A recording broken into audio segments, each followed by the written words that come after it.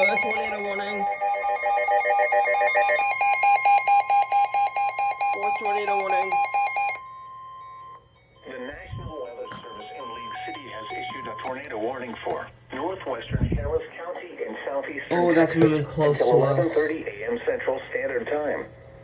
At 10:59 a.m. Central Standard Time, a severe thunderstorm capable of producing a tornado was located near Cypress, Oregon, 11 miles north of Katy, moving northeast at 30 miles per hour.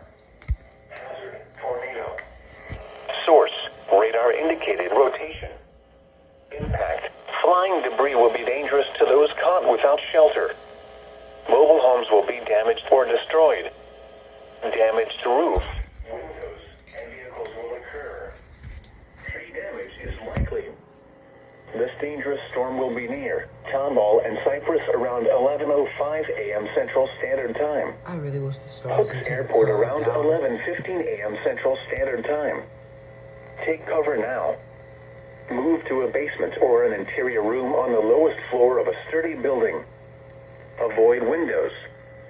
If you are outdoors, in a mobile home, or in a vehicle, move to the closest substantial shelter and protect yourself from flying debris.